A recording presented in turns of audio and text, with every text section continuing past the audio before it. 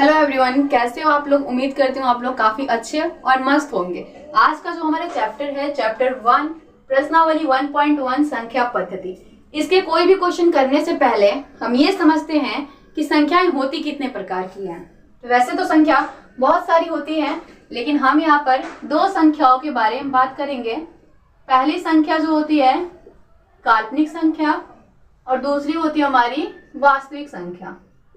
काल्पनिक संख्या और एक संख्या होती है हमारी वास्तविक संख्या।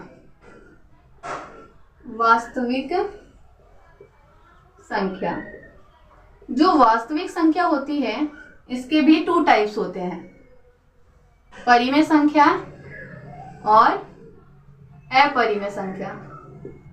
परिमेय संख्या और दूसरा होता है अपरिमेय संख्या। अपरिमेय संख्या, किसी भी संख्या को हम परिमेय संख्या तब कहेंगे जब उसमें 2 कंडीशन लागू हो। पहला, उसे हम P/Q के रूप में लिख सके, और दूसरा क्या हो कि जब भी जो Q हो हमारा वो 0 ना हो, और P और Q का जब भी हम HCF निकालें तो HCF हमारा 1 आना चाहिए, तब जाके कोई भी संख्या हमारा परिमेय संख्या होगा। जैसे देखते हैं P/Q के रूप में हम इसे लिख सकें, और जो हमारा Q हो, Q जो हो 0 के बराबर ना हो, और P और Q का जब भी हम HCF निकालें तो HCF हमारा क्या आना चाहिए, 1 आना चाहिए। जैसे अगर हम लेते हैं 4/5, यहाँ पर क्या है Q हमारा नॉट इक्वल टू 0, जो Q हमारा 0 के बराबर नहीं है। अगर इन दोनों का HCF आप निकालोगे तो 1 आएगा। जैसे देख लेते हैं, 4 का निकालते हैं तो 2 गुने 2 आएगा। 4 का निकाले तो 2 गुने 1। 5 का वैसे ही निकालते हैं तो 5 एकम 5, तो 5 का आ जाएगा हमारे पास 5 गुने में 1। तो इन दोनों में कॉमन क्या है, जो संख्या दोनों में कॉमन आएगी उसे हम HCF रखते हैं। जैसे 4 और 5 में हमारी कौन सी संख्या कॉमन आ रही है, 1 दोनों में आ रहा है, ये कॉमन है, तो हमारा HCF क्या हुआ, HCF हमारा 1 हो गया। वैसे ही बहुत सारी संख्या हैं, जैसे 6/5, 7/8, ये सारी क्या है, एक परिमेय संख्या है। वैसे बहुत सारी संख्या होंगी जो जिसको हम P/Q के रूप में लिखें, और Q जो हमारा 0 ना हो, और P और Q का जब भी हम HCF निकालें तो HCF हमारा हमेशा 1 आना चाहिए। अगर ये कंडीशन है तो कोई भी संख्या हमारी परिमेय संख्या हो सकती है। जैसे अगर हम लेते हैं 7/0, तो क्या ये हमारा परिमेय संख्या है? नहीं, ये हमारा परिमेय संख्या नहीं है, क्योंकि यहाँ पर Q जो है 0 आ रहा है, और हमारा Q क्या चाहिए, नॉट इक्वल टू 0। Q हमारा 0 नहीं होना चाहिए, बस इसका थोड़ा सा ध्यान रखिएगा। आप देखते हैं अपरिमेय संख्याएं कौन सी होती हैं, जैसे वर्गमूल 2, वर्गमूल 3, वर्गमूल 5 और वर्गमूल 7। वैसे बहुत सारी संख्या हैं जो अपरिमेय संख्या है, और वैसे ऐसी संख्या जिसका वर्गमूल अगर हम निकाल लें तो पूर्ण तरह से वर्गमूल ना निकले, उसे हम क्या कहेंगे, अपरिमेय संख्या कहेंगे। अगर उसका पूर्ण तरह से वर्गमूल निकलता है तो वह हमारा परिमेय संख्या होगा, अपरिमेय संख्या नहीं होगा। इसीलिए किसी भी संख्या का पूर्ण वर्गमूल ना निकले और अंडर रूट में हो, वो हमारी संख्या क्या होगी, अपरिमेय संख्या होगी। आप थोड़ा सा देख लेते हैं काल्पनिक संख्याएं कौन सी होती हैं। जैसे हमारा अपरिमेय संख्या जिसको हमने अंडर रूट में रखा है वो हमारी अपरिमेय हो गई। अगर काल्पनिक लेते हैं, जैसे माइनस का अंडर रूट 2, माइनस का अंडर रूट 3, ये सारी क्या हो जाएंगी, हमारी काल्पनिक संख्याएं, जिसमें अगर हमने माइनस लगा दिए तो हमारी काल्पनिक संख्या हो गई। वैसे तो इसका कोई चैप्टर से रिलेटेड नहीं है, लेकिन इसको हम जो है क्लास 11th में पढ़ते हैं। क्लास 11th में काल्पनिक संख्याएं हैं। 9th और 10th में काल्पनिक संख्याओं के बारे में ज्यादा बात नहीं हुई है, ज्यादा क्या थोड़ा बहुत भी बात नहीं है काल्पनिक संख्याओं के बारे में। क्लास 11th में काल्पनिक संख्या है, बस मैं थोड़ा सा इंट्रोड्यूस कराने के लिए आपको बता दी कि काल्पनिक संख्याएं कौन सी होती हैं, ताकि आपको पता रहे कि काल्पनिक संख्या कौन सी होती है। अब इसका पहला क्वेश्चन करते हैं। क्या पूछा इसमें, क्या शून्य एक परिमेय संख्या है? क्या इसे आप P/Q के रूप में लिख सकते हैं, जहां P और Q पूर्णांक है और Q हमारा नॉट इक्वल टू 0 है। इसमें ये बता दिया जो Q है हमारा 0 नहीं है, तो जो जीरो है हमारा ऊपर की संख्या होगी, क्योंकि नीचे का जो क्यू है हमारा जीरो नहीं, तो जब ऊपर की संख्या जीरो रख सकते हैं हम। जैसे हमने रख लिया 0/1, 0/2, 0/3, वैसे आप बहुत सारी संख्या ले सकते हो। तो क्यू हमारे क्या है यहाँ पर, जैसे हम यहाँ पर लिखते हैं 0/1, तो क्या है हमारा पी और क्यू के फॉर्म में है, और क्यू यहाँ पर क्या है, नॉट इक्वल टू 0। हमारा जो क्यू है 0 भी नहीं है। तो क्या पूछा, क्या शून्य एक परिमेय संख्या है, तो हम लिखेंगे हाँ शून्य एक परिमेय संख्या है, उसे हम p/q के रूप में लिख सकते हैं, और q हमारा नॉट इक्वल टू 0 है, तो हम लिखेंगे हाँ शून्य एक परिमेय संख्या है, परिमेय संख्या है। बहुत ही इजी क्वेश्चन था।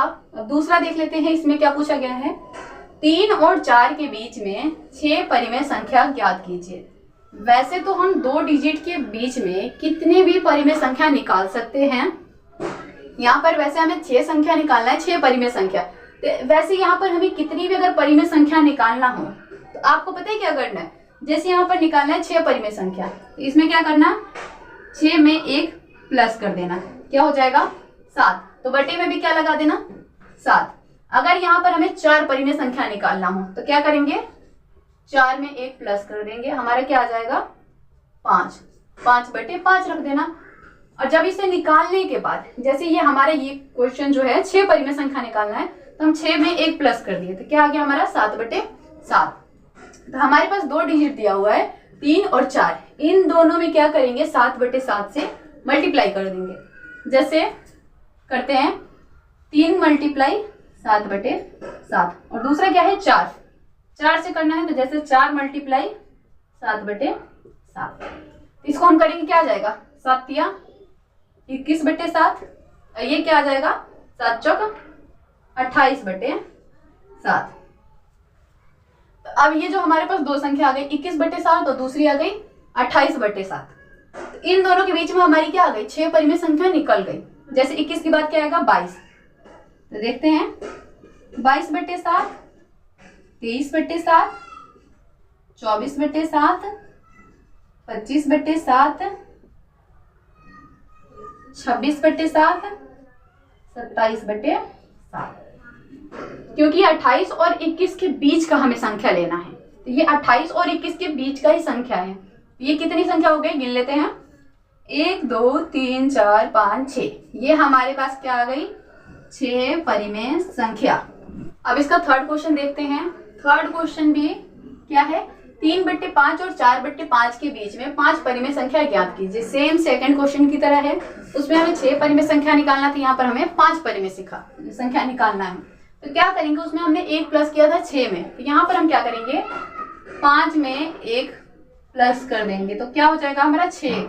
इसको क्या करेंगे 6/6 कर देंगे, और दोनों संख्याओं में इसको मल्टीप्लाई कर देंगे। जैसे 3/5 के में भी मल्टीप्लाई करेंगे 6/6 से, और 4/5 में भी मल्टीप्लाई करेंगे 6/6 से। ये क्या आ जाएगा 6 × 18, 6 × 5 30, और ये क्या आएगा 6 चौक 24 बटे में 6 × 5 30। इस बार भी हमारे पास कितनी संख्या आ गई 2 डिजिट आ गई। इन दोनों के बीच में हमें 5 परिमेय संख्या निकल जाएगा। जैसे 18 के बाद क्या आता है 19, 19/30, 20/30, 21/30, 22/30 और 23/30। ये जो 24 है, 24 और 18 के बीच की ये हमारी संख्या है। 5 परिमेय संख्या निकालना था, तो गिन लेते हैं ये 5 है कि नहीं है। 1 2 3 4 5, ये हमारी 5 परिमेय संख्या आ गई। तो अब करते हैं हम फोर्थ क्वेश्चन। नीचे दिए गए कथन सत्य हैं या असत्य हैं, कारण के साथ अपने उत्तर दीजिए। इसमें ये बताना है कि जो नीचे हमारा कथन दिया गया वो सत्य है या असत्य है, ये आपको बताना है। तो पहले तो ये देखते हैं कि क्वेश्चन पूछा क्या गया है। प्रत्येक प्राकृत संख्या एक पूर्ण संख्या होती है। इसने पूछा है जितनी भी प्राकृत संख्या होती है वो सारी की सारी पूर्ण संख्या भी होती हैं। तो देख लेते हैं होती है कि नहीं होती है। तो पहले तो ये देखते हैं कि प्राकृत संख्या होती कौन सी है। प्राकृत और पूर्ण संख्या कौन कौन सी होती है। तो प्राकृत संख्या वो संख्या होती है जो 1 से शुरू होती है, 1 2 3 4 और अनंत तक चलती है। और जो पूर्ण संख्या होता है वो 0 से शुरू होकर 1 2 3 और ये अनंत तक चलता है। तो इसने क्या पूछा, प्रत्येक प्राकृत संख्या, जितने भी प्राकृतिक संख्या हैं वो सारी की सारी संख्याएं पूर्ण संख्या होती है। तो देखो जितनी भी प्राकृत संख्या वो किसने से शुरू हो रही है, 1 से शुरू हो रही है, और जो पूर्ण संख्या वो 0 से शुरू हो रहा है। तो ये सारी की सारी क्या है, पूर्ण संख्या में आती है। हाँ, जितनी भी प्राकृत संख्या है वो सारी की सारी पूर्ण संख्या में आती है। तो इसलिए हमारा ये कथन क्या होगा, कथन सत्य है, क्योंकि सारी की सारी प्रत्येक प्राकृत संख्या एक पूर्ण संख्या होती है। तो क्या लिखेंगे, कथन सत्य है, सत्य है। तो अब इसका सेकंड देखते हैं क्या पूछा है। प्रत्येक पूर्णांक एक पूर्ण संख्या होती है। इसमें क्या पूछा है, जितने भी पूर्णांक संख्या हैं वो सारे के सारे पूर्ण संख्या होते हैं। तो पहले देख लेते हैं। तो जो पूर्णांक संख्या होती है, पूर्णांक क्या होता है, पूर्णांक वो संख्या होती है जिसमें धनात्मक और ऋणात्मक दोनों संख्याएं होती हैं। जैसे 0 1 2 3, और इधर माइनस वाले भी संख्या होते हैं, -1 -2 -3।